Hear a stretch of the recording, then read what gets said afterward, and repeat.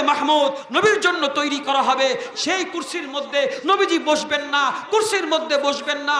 আল্লাহ রাব্বুল আলামিনের সেই কুরসির মধ্যে না বসে মাকামে মাহমুদের পাশেই নবীজি সিজদার মধ্যে লুটিয়ে পড়বেন, সিজদার মধ্যে কানবেন আর বলবেন ইয়া উম্মতি ইয়া উম্মতি ইয়া উম্মতি। হাসরবাসী পাগল পারা হয়ে যাবে। হাসরবাসী বলবে যে আজকে এই দিনে আল্লাহর কাছে সুপারিশ কে করবে? মুসলমান ভাইদারে আমার, মুসলমান ভাইদারে আমার, হাসরবাসী সবাই বলবে বিচার হোক। বিচার হয় না কেন? হয়তোবা জান্নাতে অথবা জাহান্নামে। আর সহ্য হয় না এই হাসরের ময়দানের আযাব, সহ্য হয় না। কারণ মানুষের মাথার এক হাত অথবা মুডুমাত হাত বলে, এক হাত উপরে থাকবে সূর্য। এই সূর্যের গরমে মানুষের মাথার মগজগুলো টকবক করতে থাকবে, টকবক করতে থাকবে। ওই জমিন থাকবে তামার, মানুষের পাগুলো পুড়ে যাবে, ছটফট করতে থাকবে। তখন হাসরবাসী বলবে যে এখন বিচার শুরু করা হোক। কিন্তু আল্লাহর কাছে কে বলবে বিচারের কথা?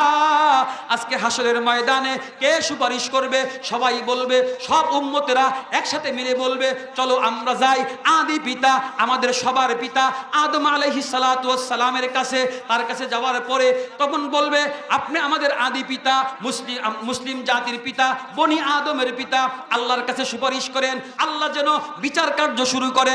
আদম আলাইহিস সালাম বলবেন আজকের হাসরের ময়দানে আমি সুপারিশ করতে পারবো না, তোমরা যাও নূহের কাছে।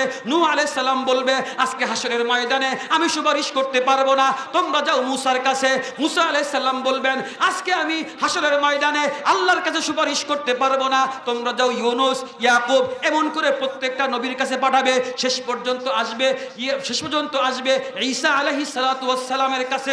সব উম্মত একসাথে ঈসা বলবে হে নবী ঈসা, হে নবী ঈসা, হে নবী ঈসা, আপনি আল্লাহর কাছে সুপারিশ করুন আল্লাহ যেন আজকে বিচার কাজ শুরু করে। কে বলবেন? জোরে বলেন, কে বলবেন?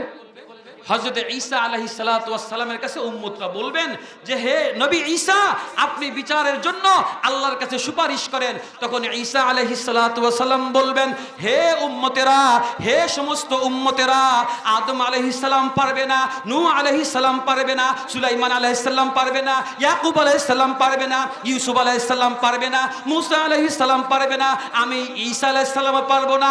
আজকে হাসরের ময়দানে একজন ব্যক্তি মাত্র আল্লাহর কাছে সুপারিশ করতে পারবে, আল্লাহর কাছে আবদার জানাইতে পারবে।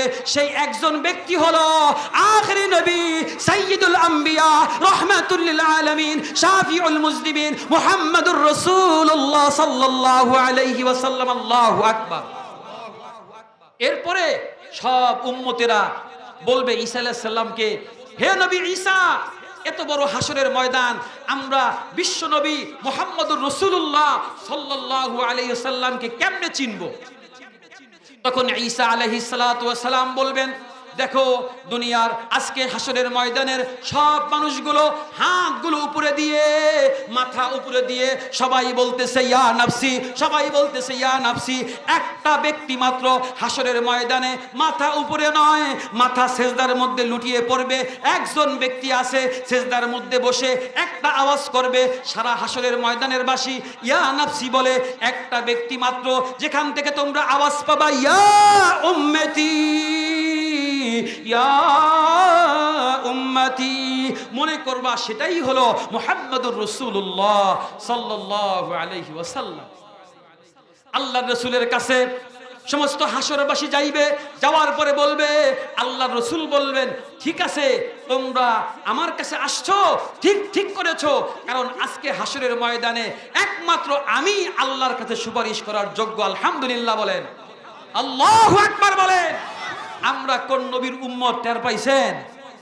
আল্লাহর রাসূল বলবেন আজকে হাসরের ময়দানে একমাত্র আমি আল্লাহর কাছে সুপারিশ করতে পারবো, এটা আমি যোগ্য একমাত্র ব্যক্তি।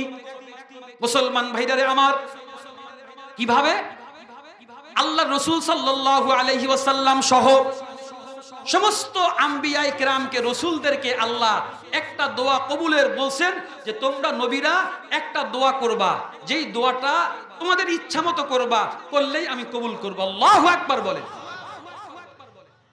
প্রত্যেক নবীদের একটা দোয়া আল্লাহ বলছেন তোমরা দোয়া করলেই কবুল। সেই দোয়াটা কিন্তু অন্যান্য নবীরা দুনিয়ায় করে ফেলছেন।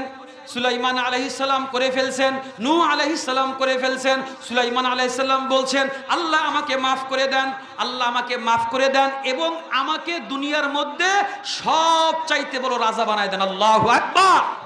সবচাইতে বড় বাদশা বানায় দেন। এই দোয়া করছেন কে? সুলাইমান আলাইহিস সালাম।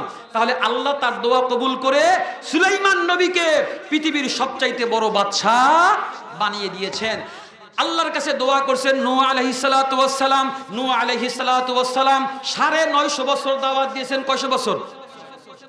950 বছর দাওয়াত দিয়েছেন। কোরআনে কারীমের মধ্যে আল্লাহ বলেন, দাউতু কওমি লাইলা ওয়া নাহারা।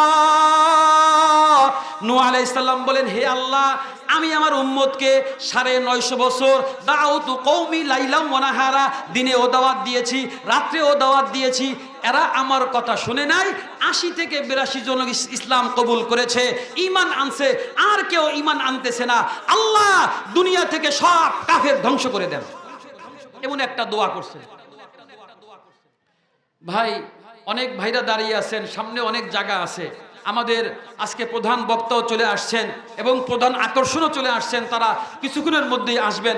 মাশাআল্লাহ, এই মাদ্রাসার উদ্যোগে প্রথম মাহফিল আমাদের নাজিম ভাই প্রথম মাহফিল করছে, অনেকেই আসছেন। মাশাআল্লাহ ভাই, একটু সামনে আগায় বসি, যারা পিছনে দাঁড়ায় আছি আমরা ইনশাআল্লাহ ওই দিক থেকে পশ্চিম দিক থেকে এসে আমরা সামনের ফাঁকা জায়গাগুলো পূরণ করে বসি।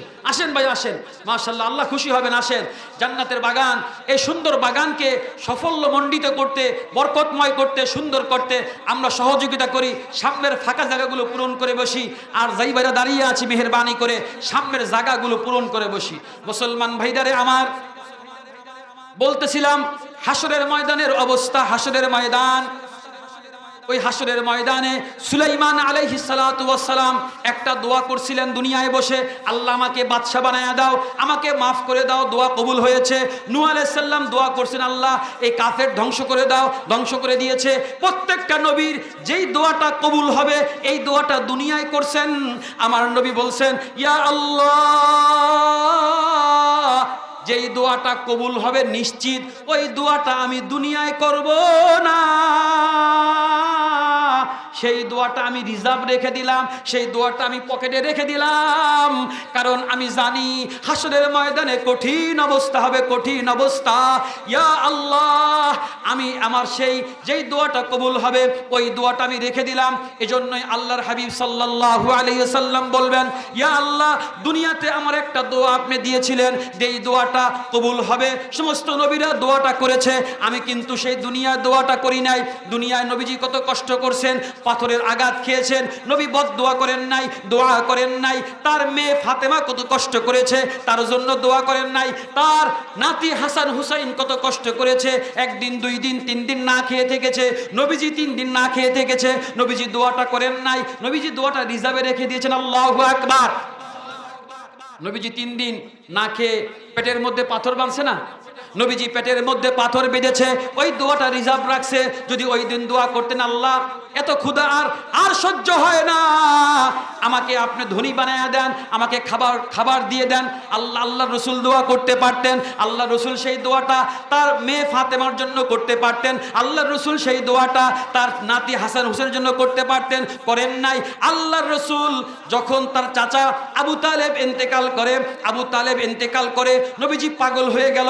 নবীজি পাগল হয়ে গেল, আরে আমার চাচা, যেই চাচা আমাকে প্রায় 33 বছর ছায়া দিয়ে রাখলো, যেই আবু তালেব, যেই চাচা আমাকে জীবন বাজি রেখা, আমার চাচা আমাকে লালন পালন করলো, আমার দাদা আব্দুল মুত্তালিবের ইন্তেকালের পরে এই চাচাও তো আমাকে ছায়া দিয়ে রাখছে, ভরণ পোষণ দিয়ে রাখছে, তার সঙ্গে আমাকে রাখছে, ছায়া দিয়ে রাখছে, আদর করছে।